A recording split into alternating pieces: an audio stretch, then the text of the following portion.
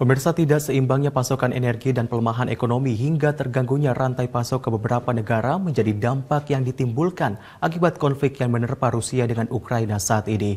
Selain itu, konflik Rusia dengan Ukraina turut memberi dampak pada sektor transportasi serta logam dan membuat harga dari produk turunannya meningkat.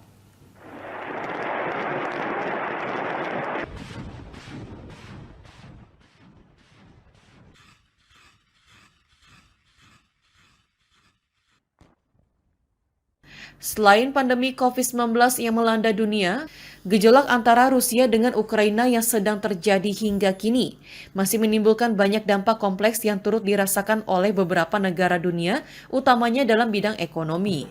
Wakil Ketua MPR RI Lestari Murdiat menjelaskan, di luar ancaman bagi negara itu sendiri, terdapat hal-hal yang tidak dapat dihindari dari konflik kedua negara, seperti ketidakseimbangan pasokan energi, pelemahan ekonomi, hingga terganggunya rantai pasok pada beberapa negara yang berkaitan dengan Rusia dan Ukraina, tidak terkecuali bagi Indonesia.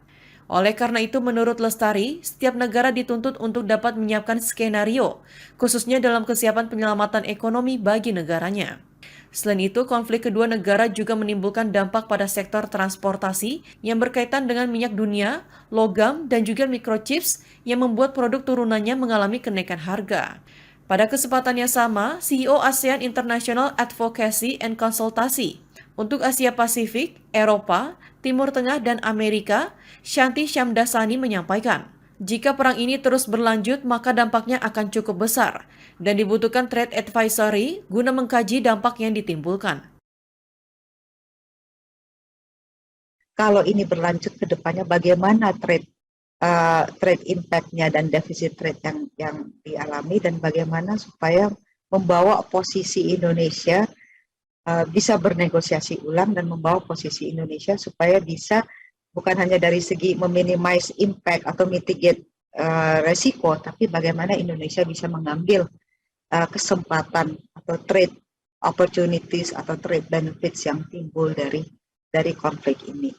Catatan lain, kita memang memahami bahwa Rusia dan Ukraina bukan negara mitra dagang utama Indonesia, tapi dampak dari perlemahan ekonomi yang terjadi, khususnya rantai pasokan tersebut, akan sangat terasa secara langsung pada kita.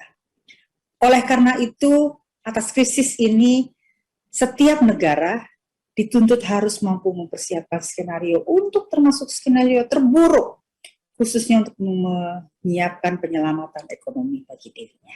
Adapun Lestari menambahkan terdapat 3 jalur yang mempengaruhi perlambatan ekonomi global termasuk Indonesia, yaitu jalur perdagangan, investasi, serta jalur keuangan pasar modal.